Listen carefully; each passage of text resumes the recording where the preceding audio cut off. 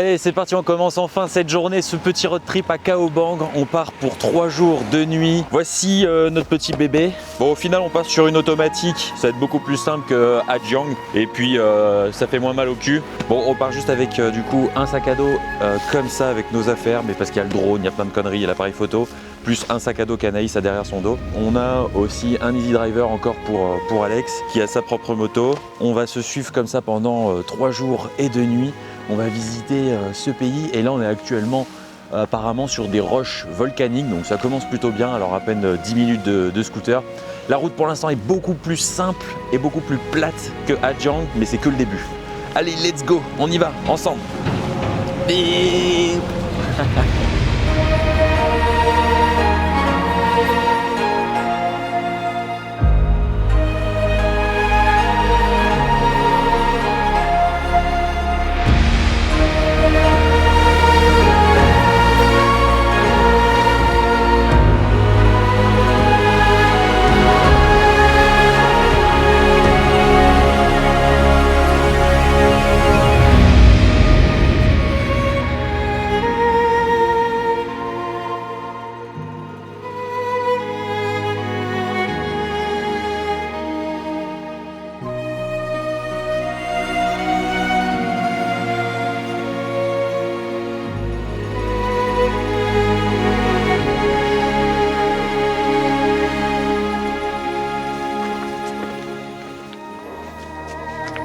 Ça me fait penser à l'Australie, il fait super chaud quand t'es au soleil. Dès que t'es plus au soleil, il fait frais. C'est une dinguerie la vue là, à gauche. À gauche?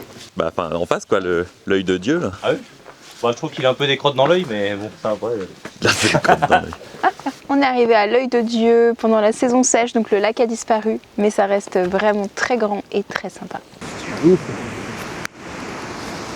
Voilà, du coup, c'est vrai que c'est vraiment génial de pouvoir se balader ici. C'est calme, on est loin des klaxons de Hanoï, des rues du Vietnam. C'est magnifique, il y a le petit courant d'eau juste ici. Et en plus, vous pouvez dormir. Il y a des homestays avec des tentes là. Donc, si vous voulez passer une nuit à la belle étoile s'il fait beau.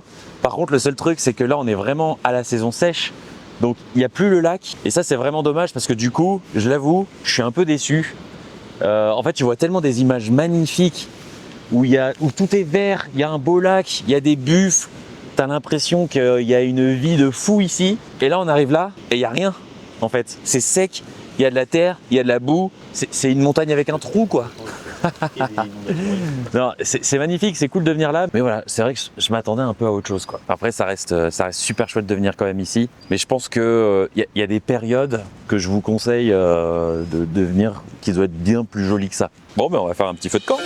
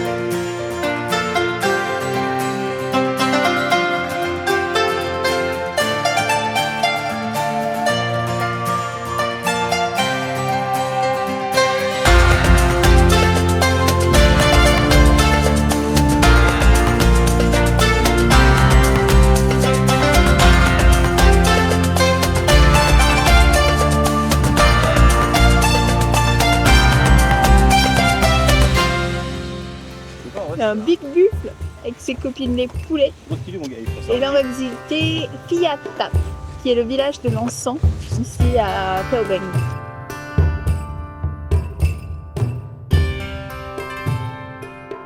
Et ça passe dans leur nez et tout quoi. La corde. Ah ouais. Pauvre buffle. Ils sont vraiment en plus complètement bloqués à l'intérieur, ça fait, je trouve ça triste.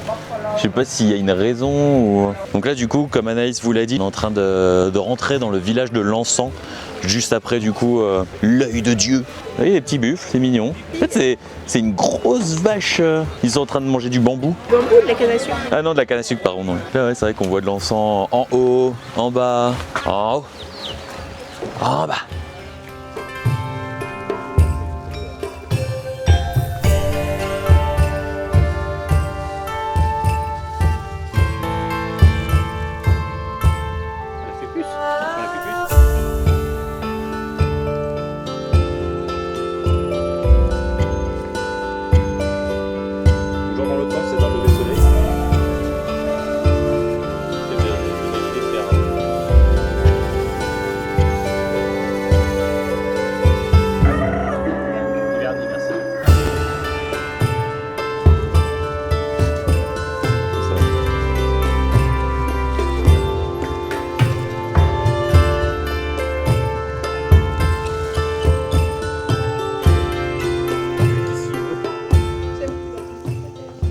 Donc là, en direct de Village de l'Encens, j'ai trouvé des locaux. On va aller les interviewer pour savoir un petit peu comment ils vivent ici, etc. Alors, dites-moi un petit peu votre ressenti. Alors, dites-moi un petit peu les poules aujourd'hui, votre ressenti sur cette journée. S'il vous plaît, revenez ici. J'ai besoin de vous interviewer pour la France. Il a une bouffe le micro. Oh, il y a des petits chats.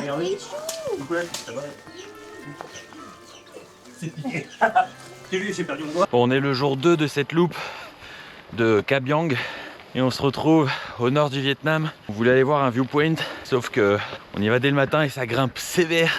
Nos muscles ils sont froids. Avant aujourd'hui d'aller voir une grotte et surtout la fameuse cascade qu'on appelle la mini chute du Niagara du Vietnam, qui a l'air magnifique. Et là, ça nous coûte cher pour aller voir un point de vue là, dès le matin. Let's go, let's go. Je suis mort là.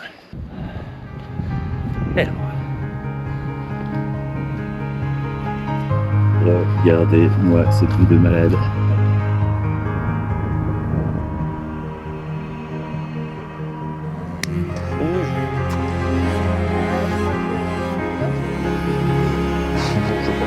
dépend de la luge. Ou sinon dans une douce. Oh, c'est des grosses boules là, Ouais. qui tirent dedans. Je pense qu'il y a ça aussi, mais bon, il faut que tu vois qu'elles soient en verre, pas en caoutchouc.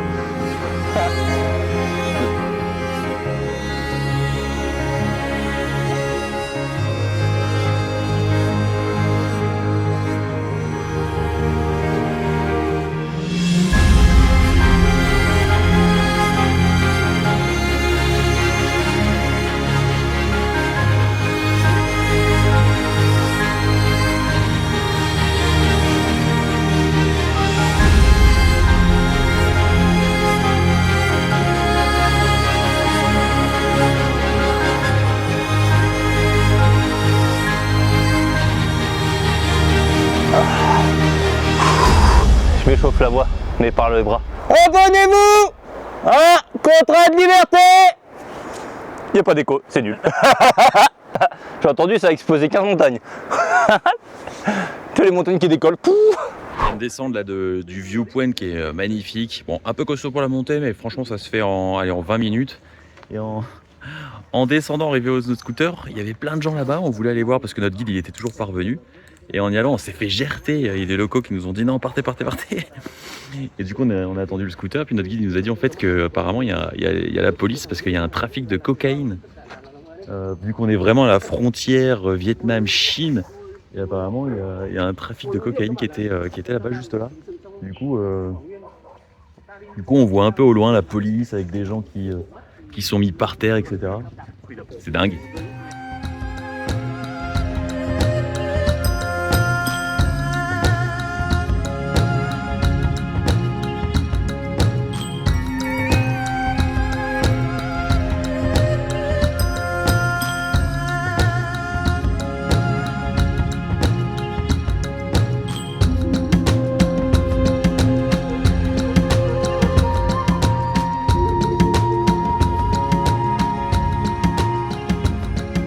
Allez, c'est le moment de cette vidéo que vous attendez tous, ou pas. En tout cas, nous, oui. On arrive à la fameuse cascade des chutes du Niagara du Vietnam. Bon, au final, l'entrée c'est 40 000 par personne, donc 1,20 €, c'est pas très cher. L'entrée se situe comme ça. Et puis, eh ben on y va. On va regarder ça. Let's go.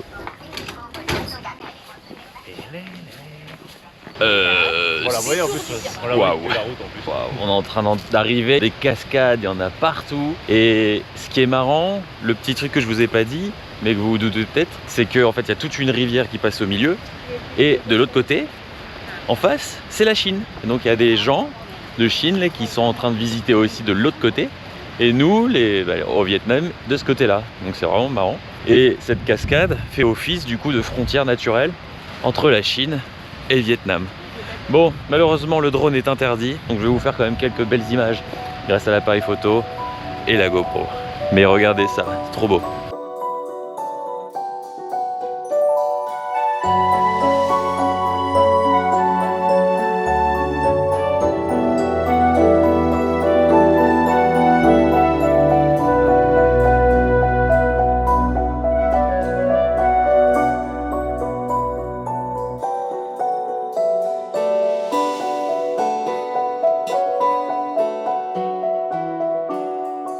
Et donc voilà, là-bas on peut voir vraiment toute la Chine, enfin toute la Chine, un bout de la Chine. Il suffit de prendre le bateau, d'aller de l'autre côté, c'est bon, vous êtes en Chine.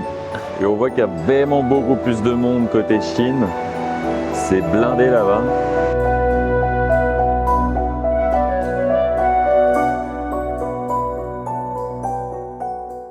Oh, du coup, c'est vrai que c'est bluffant, c'est super joli. Il y a des cascades de partout, il y en a même un petit peu là.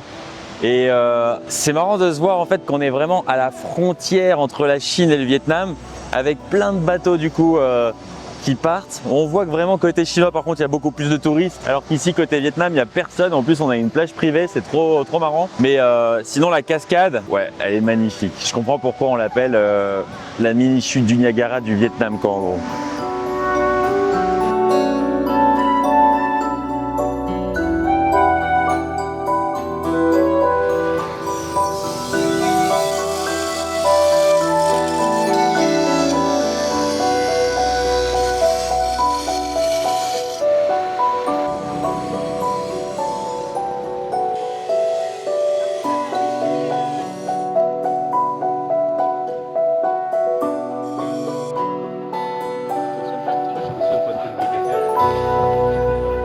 Café d'abord avant. Là nous sommes après la waterfall, arrivés maintenant à la fameuse grotte qui est toute proche. Alors, je ne sais plus le nom, désolé. Et on va peut-être prendre un café avant d'y aller pour vous montrer tout ça qui a l'air magnifique. En tout cas ça a coûté à peu près 180 000 dong pour rentrer, pour faire le long tour. Donc à peu près 7 € quoi. Let's go choisir quelque chose. Yeah. Le gilet bleu, la grosse lampe frontale, le truc c'est même plus une lampe frontale, regardez, c'est un phare. Ok, c'est parti.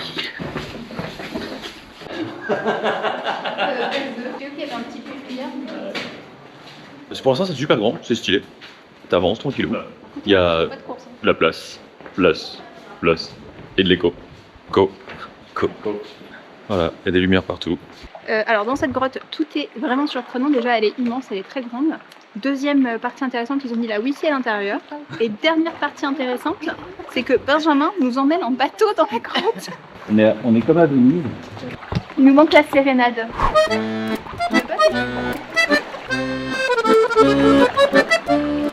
Qui est-ce qui paddle au retour? C'est pas moi, je me retourne moi.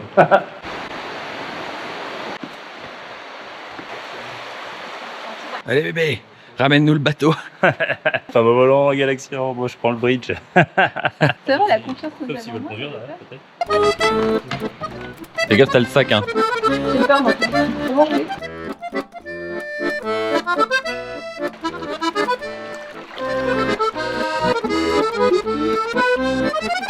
La dernière, tout le monde a peur.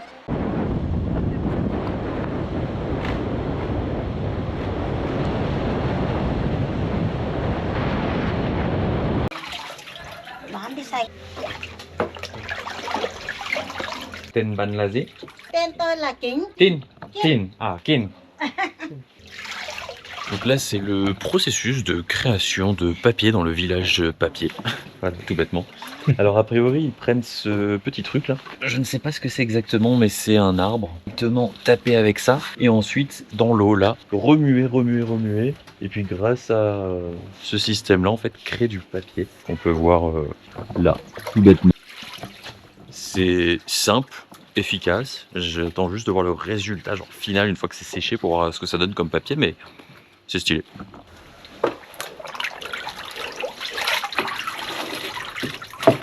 T'as les traits du coup sur les côtés.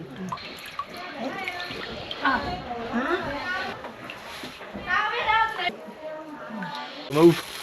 Moi je fais ça tout doucement, il y a une baguette. Oh merde.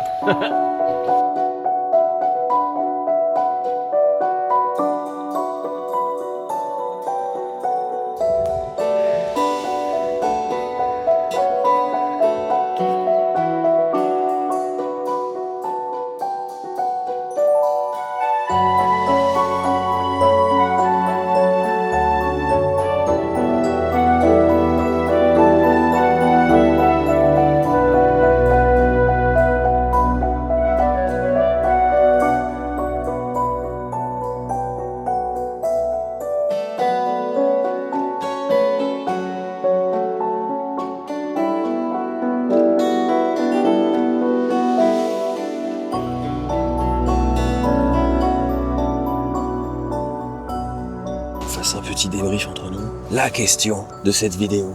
Comment? De quoi? Non, c'est pas comme ça. Vous avez pensé de quoi du coup de Kaobang? C'est 3 jours, 2 nuits. Vous le noterez combien sur 5? 8. Sur 5?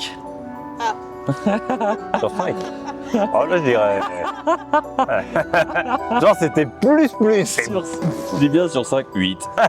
Bon, moi je dirais vu que ça a été KO Bang Bang, je mettrais 4-5 quoi, mais. 4,5 quand même. Moi je mettrais 4. Pourquoi? Parce que j'aimerais bien qu'il fasse un tout petit peu plus chaud, ça fait 0,5. Et qu'il y ait de l'eau devant God Ace. Et le dernier, la bouffe, je l'ai pas trouvé excellent. Ouais, je suis pareil, je serais entre 3, 5 et 4. Parce que après je compare aussi trop avec Hajiang, mais 4 parce que bon, il a fait un petit peu froid. Après bon voilà c'était. Ah, Hajiang aussi, hein, tu me diras. Je faisais pas chaud non Oui plus. non mais oui bah, Je faisais même plus froid Hajiang. que Hajiang, j'ai pas dit qu'Hajiang je mettais 8 comme Anaïs. Je mets 9 quoi, tu vois là au moins. Non mais 4 parce que c'est joli, la route elle est cool, elle est facile, tout est accessible. Tu fais beaucoup moins de scooters que Hajiang. Les gens sont plus sympas. Mais du coup, ouais, c'était plus, pour moi, c'était plus une loupe authentique où tu croises des gens, tu vis localement, en quelque sorte. Tu vis. Tu vis plein de buffs. C'est pas faux non plus. Je vais faire une Ouais. vidéo, je crois. Je pense un peu comme vous en vrai, parce que après les paysages, c'était incroyable. Moi j'ai quand même kiffé les paysages, en fait la contraste comme on disait, un peu finalement plat mais ultra vallonné. Ouais. C'est phasant, je sais pas, des fois c'est quand même un peu phasant, mais quoique il y avait comme des endroits, même si on n'était pas spécialement en montée comme à Hajiang, il y avait quand même des micro-montées, ça faisait un peu, tu retrouvais un peu ce phénomène-là. Il y a comme des endroits où voilà, là par exemple sur la dernière route quand on allait justement au village, au Paper Village, on a vu des petits arbres marrants, je sais pas si vous avez fait gaffe sur la route, et vraiment vraiment des arbres ultra skinny, mais il y en avait plusieurs plantés. Oui, près des buffles. Ouais. Du gros troupeau de buffles. Ouais, il y en avait vraiment un peu partout de chaque côté. Au début, j'ai dit tiens, c'est marrant, est-ce que ce serait pas c'était peut-être ce genre d'arbre qu'ils utilisent pour faire le papier par exemple, tu vois. Et je trouvais ça un peu marrant. Bah, tu vois, c'est des trucs qu'il n'y avait pas à Hajiang par exemple. Il y avait. Après, si, très important par contre, à comparer à Hajiang, vous aurez des milliers de motos partout, tout le temps. C'est dangereux des fois la route parce qu'il y a des camions, il y a des motos et c'est vraiment le bordel. Kaobang, c'est pas du tout ça. Il y a personne. Les locaux vous font coucou parce qu'ils voient tellement peu de touristes, je pense. Et vous avez peu de camions, peu de circulation, donc ça c'était une vraie différence. Des chiens sur la route, c'est ça le plus chiant, ouais, Les limite. chiens, les poules et les buffles. C'est ça. Tu passes ta vie à esquiver ça plutôt. C'est vrai, en plus les chiens ils bougent pas. Il y a des chiens qui étaient au milieu de la route, ils étaient là, ils te regardent. Ils étaient Ouais, balèque. normal. Ah, j'ai les forceurs quoi. Ouais. Instinct de survie, moins de haut. Donc, Donc voilà les gens, ça annonce la fin de la vidéo du coup sur Kaobang. J'espère que cette petite loupe vous a plu. N'hésitez pas à aller regarder aussi Hajiang et puis même le tour du Vietnam si ça vous intéresse. Nous on continue notre aventure en tour du monde, mais on continue aussi l'aventure encore 2 semaines avec Alex. Pour maintenant, on va faire dès demain, enfin dès ce soir, on prend un bus de nuit de 11 heures pour aller jusqu'à... On va sur l'île de Cat Ba pour après aller faire une petite croisière en gros dans l'eau. Ça va être sympa. dans l'eau. Et après, Sur on va, l'eau, et on va c'est mieux. continuer l'aventure jusqu'au Vietnam. Cool. Elle a oublié de préciser, en fait, c'est dans l'eau parce que c'est un sous-marin. Je peux pas être sérieux les gars avec des gens comme eux là. Je suis tranquille en train d'être sérieux pour ma vidéo et je peux pas être bourré, c'est du matcha et Oreo. Au pire, je peux faire une crise de diabète. Mais tout à l'heure on a pris un petit peu d'Happy Water quoi. D'ailleurs cette vidéo se finit sur ça. Happy Water. Happy Water. Happy matcha. Happy matcha, j'ai pas pensé. En plus, c'était Happy Corn Water. Des bisous.